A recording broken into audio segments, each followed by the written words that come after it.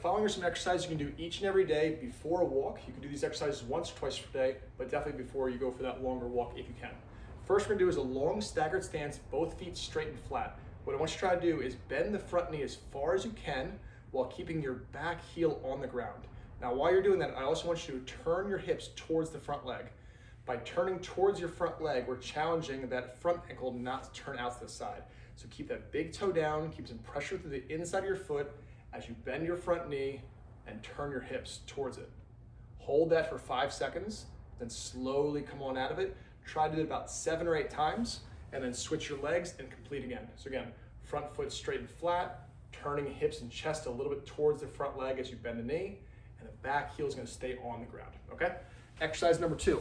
Take a towel, place it in front of you, and what I want you to try to do is put your right big toe and second toe on the edge of that towel, and your pinky toe and ring toe and middle toe are kind of hanging off the edge. Back foot is heel is spiked and kind of closer to that front leg.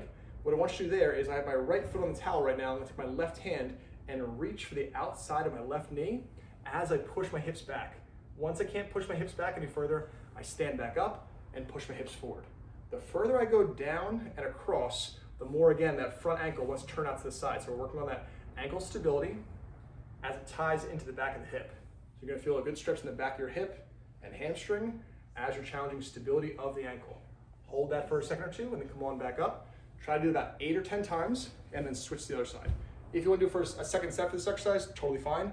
But one set, nice and slow and controlled, is definitely what we're looking for. Our third exercise is a curtsy lunge. You can do this in front of a table if you wanna hold on for support. But what you do here is feet start out symmetrical and shoulder width apart, and the back foot goes back and across, and then I bend both knees, hold for a second or two, and then come on back to the starting position, and then go to the other side. We're really trying to work again on that front foot, staying planted, keeping pressure on the inside of your foot, not rolling to the outside, all right? And then back to center. So go as far as you can back and across, bending your knees where it feels like it's challenging for strength and stability, but it's not causing you pain, and then come on back up. 8 or 10 times on each side, nice and slow and controlled that one.